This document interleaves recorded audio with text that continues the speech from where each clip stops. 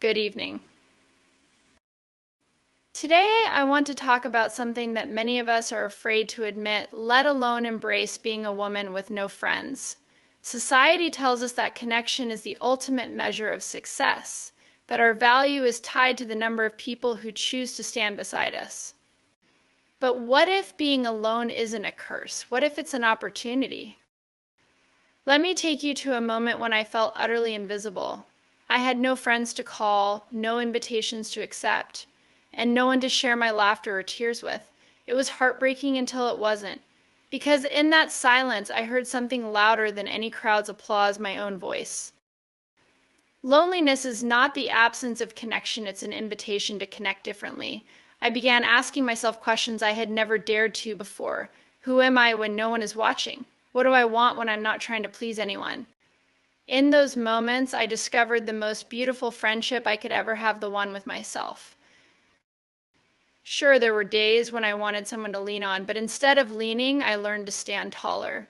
Instead of searching for someone to complete me, I started completing the projects, dreams, and visions I had abandoned while chasing belonging. I turned my pain into power. The feeling of being left out became fuel to build a life so magnetic others couldn't help but be drawn to it, not because I needed them, but because I became someone who didn't. So if you've ever found yourself sitting alone at a table for one, remember this solitude is a seat reserved for the bold. It's where you stop auditioning for the world and start owning the stage of your life. Redefining loneliness.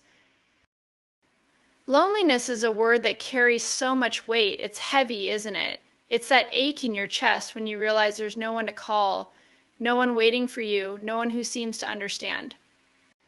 We've all felt it in some form, whether it's sitting in a crowded room where we feel invisible or staring at our phones, hoping for a message that doesn't come. But what if we've been looking at loneliness all wrong? What if loneliness isn't a void, but an opportunity? What if, instead of something to escape, it's something to embrace? You see, loneliness has this incredible way of stripping everything down to its essence. It pulls away the noise, the distractions, and even the expectations we carry about who we're supposed to be for others.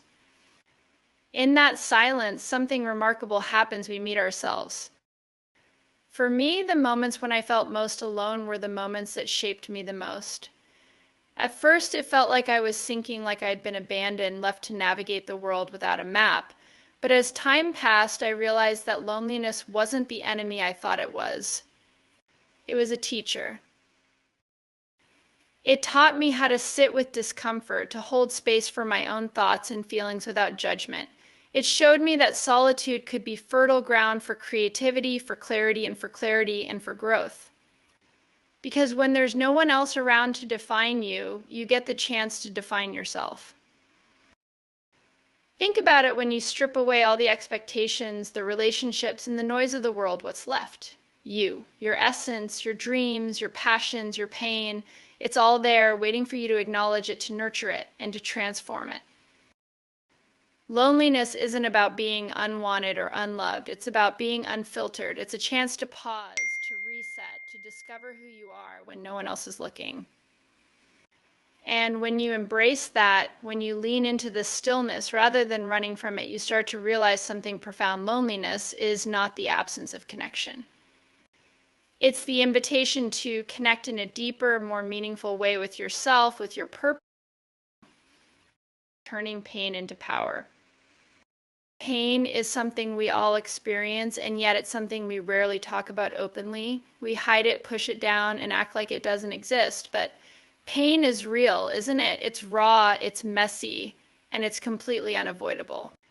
And yet, what if I told you that pain isn't the enemy we think it is? What if pain is the very thing that has the power to transform us? I used to think pain was something that broke us.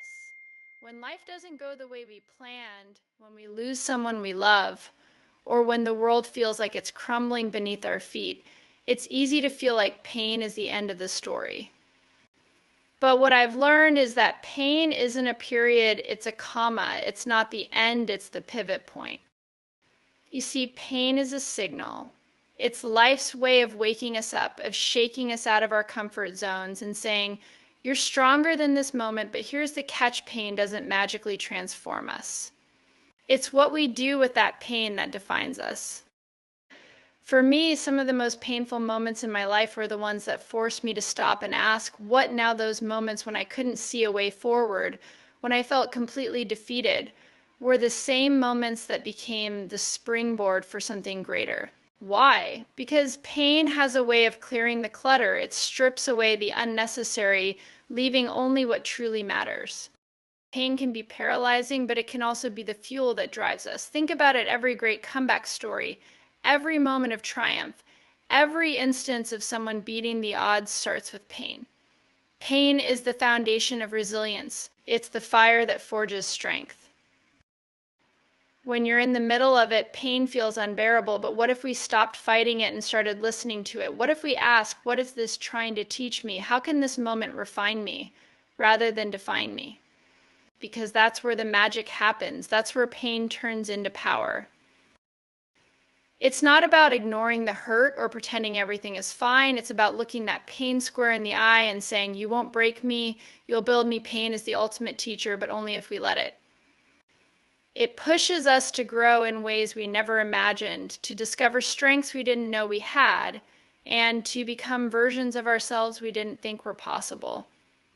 The power of self-companionship. There's a kind of magic in being alone, though it often takes us a while to see it. At first, the silence feels deafening. The absence of voices around us, of plans to look forward to, can make the world seem smaller, as though we're somehow incomplete without the presence of others. But what if I told you that the most important relationship you'll ever have isn't with someone else? It's with yourself. When I first found myself truly alone, it felt overwhelming. I kept thinking, where did everyone go? What's wrong with me? But as the days passed and I stopped searching for others to fill the gaps, something incredible started to happen. I began to notice myself in a way I never had before.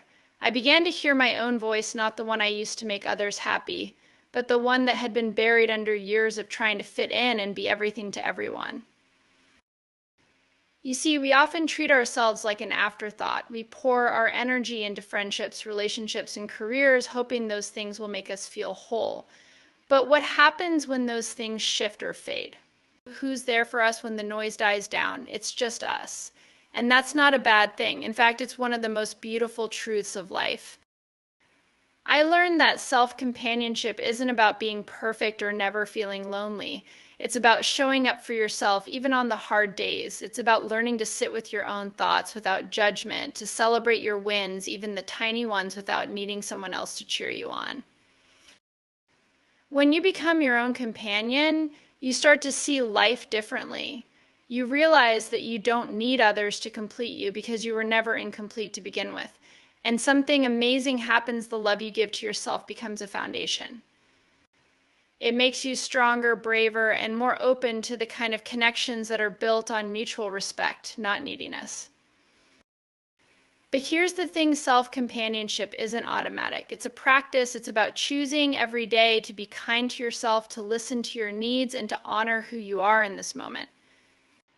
It's about treating yourself the way you wish others would, and in doing so, teaching the world how you deserve to be treated. There's a kind of power that comes with being your own best friend. It's not loud or flashy, it's steady and unshakable. It's the kind of power that allows you to walk into a room alone and still feel whole. It's the kind of power that helps you weather storms, not because you're invincible, but because you've learned how to hold your own hand through the rain. When you discover the power of self-companionship, you stop chasing the idea of belonging and start living in the reality of being. Because when you're comfortable with who you are, you're never truly alone. Seeing setbacks as setups. Let's talk about setbacks, the moments when life doesn't just knock us down, but takes the ground out from under us. Those moments when we're left staring at the pieces of what we thought life would be, wondering how to put it all back together. Setbacks have a way of making us question everything: our plans, our abilities, even our purpose. But what if those moments aren't the end of the story? What if they're the beginning of something greater? You see, setbacks have a sneaky way of disguising themselves as failure. But I've learned that a setback isn't a dead end, it's a detour. It's life's way of saying, hold on, there's something bigger for you, but you're going to have to take a different road to get there. I've been there staring at closed doors, wondering why I wasn't good enough, fast enough, or smart enough to make it through. It's painful. But here's the thing, every time I thought I'd hit a wall, that wall was really a signpost. It was pointing me in a new direction, one I never would have chosen on my own, but one that ended up being exactly where I needed to go. I think about it, how many times in life have you looked back and realized that what felt like the worst moment at the time was actually the turning point? The job you didn't get, the relationship that ended, the opportunity that fell through, those weren't failures. They were setups, they were setting the stage for something better, something that aligned with who you were becoming, not just who you were. Setbacks force us to pause, they force us to reevaluate, to innovate, and to dig deeper than we ever thought we could. And that's where the magic happens, because when you're faced with a setback, you have a choice. You can let it define you, or you can let it refine you. I've come to see setbacks as life's way of testing our resolve, of asking us, how badly do you want this? How much are you willing to grow to make it happen? It's not about punishing us, it's about preparing us. Because the truth is, if everything came easy, we'd never learn. We'd never stretch ourselves. We'd never discover what we're truly capable of. And here's the thing, setbacks often lead to breakthroughs. They make us question the path we're on. And sometimes that questioning leads us to something even greater than what we had planned. They teach us resilience, creativity, and patience. They show us that we can bend without breaking, that we can fail without being failures. The beauty of seeing setbacks as setups is that it shifts the narrative.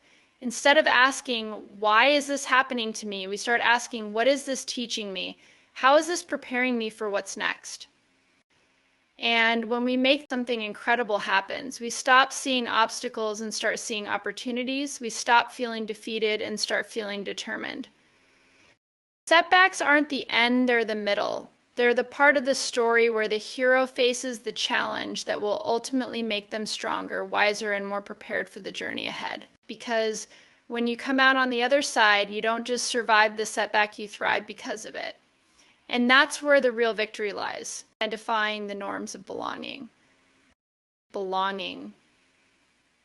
It's something we all crave, isn't it? From the time we're kids, we're taught that belonging is the key to happiness, the proof of our worth. We're told to find our people, our place, our tribe. But what happens when we don't? What happens when we look around and feel like we just don't fit? It's easy to think there's something wrong with us, that we're broken because we don't meet the mold. But what if the problem isn't with us? What if the problem is with the mold itself? What if the rules of belonging that we've been taught to follow are the very things keeping us from finding where we truly belong? You see, the world likes to give us labels. It tells us to fit neatly into boxes, to conform to expectations, to stay in our lanes. But here's the thing, belonging isn't about fitting in. It's about standing out in a way that feels authentic to you. It's not about shrinking yourself to make others comfortable. It's about embracing your full, unfiltered self, even if it means walking a path that no one else understands.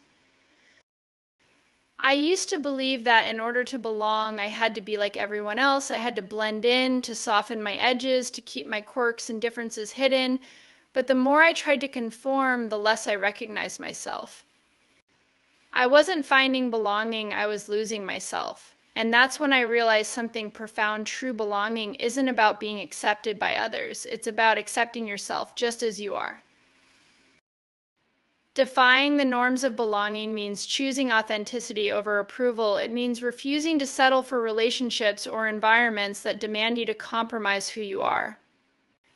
It's about creating your own definition of belonging, one that celebrates your individuality rather than trying to erase it. But here's the thing, defying these norms isn't always easy. It's hard to walk away from the safety of the crowd. It's uncomfortable to stand in your truth when it feels like no one else gets it. There will be moments when you question yourself, moments when the urge to conform feels overwhelming. And that's okay, because growth doesn't happen in comfort zones. It happens in those messy, uncertain spaces where you're learning to trust yourself. When you defy the norms of belonging, something incredible happens. You start to attract people and opportunities that align with who you truly are, not who you're pretending to be. You realize that belonging isn't about finding your place in someone else's story, it's about writing your own. The world doesn't need more people who fit in. It needs people who stand out, who challenge the status quo, who remind us that our differences aren't something to hide, they're something to celebrate. So let's stop trying to belong in places that weren't meant for us. Let's start creating spaces where we belong, because we've chosen to show up as our whole, imperfect, magnificent selves. Because at the end of the day, true belonging isn't about being a part of something. It's about being fully, unapologetically you. Choosing vision over validation. We live in a world that thrives on validation. A world where likes, follows, and applause can make us feel seen, even if just for a moment. It's tempting, isn't it? That instant approval, that rush of knowing someone else thinks we're enough. But here's the thing, chasing validation is like running on a treadmill. You're moving, you're sweating, but you're not really getting anywhere. When I look back at my own journey, there were so many moments when I caught myself looking outward for validation. I wanted people to tell me I was on the right path, that my choices were good enough, that I was good enough. But the more I chased that external approval, the further I drifted from my own vision, my own purpose. Choosing vision over validation is one of the hardest things we can do, but it's also one of the most liberating. Because when you're focused on validation, you're playing someone else's game. You're bending, molding, and shaping yourself to fit into a version of success that was never meant for you. But when you choose vision, you're stepping into your own story. You're building something authentic, something meaningful, something that doesn't depend on the opinions of others to have value.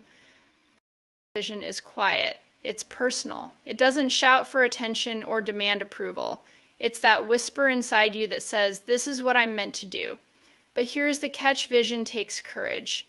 It means walking a path that not everyone will understand. It means hearing the doubts and criticism of others and choosing to move forward anyway. Validation, on the other hand, is loud. It's easy, it feels good in the moment, but it fades quickly, leaving you hungry for more. It's like a sugar rush. It gives you a quick burst of energy, but leaves you feeling empty. Vision, though? Vision is like planting a seed. It takes time. It requires patience, faith, and effort. But when it grows, it's solid. It's lasting. The truth is, validation is fleeting, but vision is fulfilling. When you choose vision, you're no longer asking, what will they think of me? Instead, you're asking, what impact do I want to make? What legacy do I want to leave? And that shift changes everything. I've learned that the people who change the world aren't the ones chasing applause. They're the ones chasing purpose. They're the ones who wake up every day fueled by a vision so strong, they're willing to risk failure, criticism, and even rejection to see it through. They understand that not everyone will get it, and that's okay, because their goal isn't to please everyone, it's to stay true to themselves. Choosing vision over validation doesn't mean you won't stumble. It doesn't mean you won't have moments of doubt or wonder if you're on the right path. But it does mean that when you look back, you'll know you lived a life that was yours. A life where every decision, every step, was guided by your own inner compass, not the fleeting opinions of others. So let's stop chasing the kind of approval that fades. Let's start building something that lasts. Because when you choose vision over validation, you're not just creating a life, you're creating a legacy. And that's something no one can take away. Becoming a beacon for others. Life is full of challenges, and at some point we all face moments that feel impossible to overcome. We wrestle with doubt, fear, and the weight of wondering if we're strong enough to keep going. But there's something incredible that happens when we push through those moments. Not only do we grow stronger, but we also light the way for others. I think about it every time you rise after a fall. Every time you navigate the dark and find your way back to the light, you create a path. That path isn't just for you, it's for anyone who might be struggling in the same way. When you show up, when you keep going despite the odds, you become a beacon, you send out a message you're not alone, and this can be done. Becoming a beacon doesn't mean you have all the answers or that you never stumble. It's not about being perfect or having it all figured out. In fact, it's the opposite. It's about embracing your vulnerability, your imperfections, and your humanity. It's about standing tall in your truth and saying, this is me, this is my journey. If I can rise, so can you. For me, some of my darkest moments were the ones that taught me the most. They showed me my strength, my resilience, and my ability to keep moving forward, even when I couldn't see the end of the tunnel. And as I found my way, I realized something powerful. My story wasn't just mine. It was a lifeline for others. It was a reminder that pain can lead to purpose and that our struggles can become someone else's survival guide. When you become a beacon, you're not just living for yourself, you're living for something bigger. You're creating ripples, your courage, your perseverance, your willingness to show up despite the challenges. It all inspires others to do the same. But being a beacon doesn't always look grand or dramatic. Sometimes it's as simple as a kind word, a helping hand, or sharing your story honestly. Sometimes it's just being present, being real, and letting others see that it's okay to struggle as long as you keep moving forward. The beautiful thing about being a beacon is that it's not about shining brighter than anyone else. It's about being steady, consistent, and authentic. It's about showing others that they too have a light within them, even when they can't see it yet. And here's the best part when you become a beacon. You're not just guiding others, you're also guiding yourself. Each time you lift someone else up, you strengthen your own foundation. Each time you shine your light, you make your own path clearer. It's a cycle of giving and receiving, of connection and growth. We all have the power to be beacons. Every one of us has a light that can illuminate the way for someone else. It doesn't matter where you've been or what you've gone through. In fact, those experiences, the messy, difficult, painful ones, are what make your light so unique, so powerful, and so needed. When you step into the role of a beacon, you're not just offering hope, you're showing what's possible. You're proving that the human spirit is capable of incredible things, even in the face of adversity. And in doing so, you're helping to create a world where we lift each other up, where we remind one another that no one is ever truly alone. As we navigate this journey called life, we will face moments that challenge us, moments that break us, and moments that make us question everything. But what if we stopped seeing these moments as obstacles and started seeing them as opportunities? What if we embrace the pain, the setbacks, and the loneliness not as signs of defeat, but as stepping stones to becoming the strongest, most authentic versions of ourselves? Each of us has the power to defy the norms of belonging, to turn pain into power, and to choose our own vision over the validation of others. We have the ability to become our own companions, and in doing so, become beacons for others, lighting the way for those who are struggling, offering them a path forward, and showing them that it's possible to rise no matter how many times we fall. This journey isn't always easy. It takes courage, it takes vulnerability, it takes strength. But the truth is, you're not just walking this path for yourself. You're paving the way for others to follow, showing them that they too can break free from the confines of expectations and live a life that's true to who they are. So let's choose to be the visionaries of our own lives, the ones who choose authenticity over approval and connection over perfection. Let's build a world where we aren't just waiting to belong, but creating a space where we can all be fully, unapologetically ourselves.